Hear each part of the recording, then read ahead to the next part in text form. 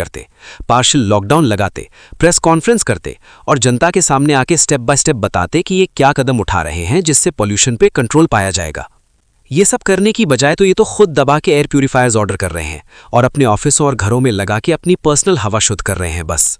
Recently government offices जिनमें income tax office भी शामिल हैं, उन्होंने 50 एयर प्यूरिफायर्स ऑर्डर किए हैं। एनबीसीसी वालों ने 80 लगवा भी लिए। ऑस्ट्रेलिया, पोर्चुगल और न्यूजीलैंड हाई कमीशन और एम्बेसी वाले अपने अपने एयर प्यूरिफायर्स अलग लगवा रहे हैं।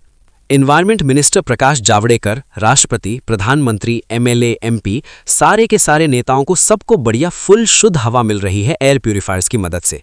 बस ऐसी तैसी हो रही है तो उस आम आदमी की, जिसे इस जहरीली हवा में बाहर जाके काम करना ही पड़ेगा।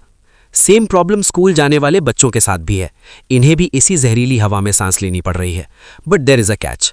एयर पोल्यूशन की वजह से एक फुली ग्रोन अडल्ट की बॉडी पर जो इम्पैक्ट होता है वर्सेस इन छोटे छोटे स्कूल गोइंग बच्चों की बॉडी पर जो इम्पैक्ट होता है, इन दोनों केसेस में बहुत बड़ा डिफरेंस है।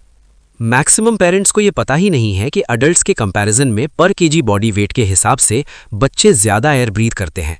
इसका मतलब ये हुआ कि उन छोटे छोटे फ्रेश और डेवलपिंग लंग्स में कंपैरेटिवली ज़्यादा जहर घुस जाता है। आसान भाषा में इसे ऐसे समझ लो कि अगर एक अडल्ट 700 AQI की जहरीली हवा में सांस ले रहा है तो उसी जगह ये बच्चे मान के चलो कि 1400 AQI की जहरीली हवा में ही सांस ले रहे हैं। तो इसमें कोई दो राय नहीं है कि बच्चों को दुगना डैमेज हो रहा है। फिलहाल दिल्ली में जो AQI हो रखा है, उस जहरीली हवा में सांस लेने का मतलब है कि जो डैमेज आपके लंग्स को एक दिन में 13 सिगरेट पीने से होता, वो डैमेज दिल्ली में एक दिन की इस खतरनाक हवा से हो रहा है। मार मार के भूत बना देगा कोई बाप अपने बच्चे को, अगर उस बाप को ये पता चल जाए कि मेरा स्कूल जाने वाला छोटा सा बच्चा एक दिन में 13 सिगरेट फूंक रहा है। पर अब सब कुछ आपकी आंखों के सामने है। बच्चे स्कूल भी जा रहे हैं, यानी कि लगभग एक दिन की 13 सिगरेट फूंक भी रहे हैं। लेकिन क्या समाधान है पेरेंट्स के पास? कुछ नहीं। एक और ज़्यादा इंपॉर्टेंट बात यह भी है कि जिस समय लाखों बच्चे स्कूल जाने के लिए घरों से बाहर निकलते हैं, वही टाइम होता है जब पोल्यूशन भी सबसे ज़्यादा होता है।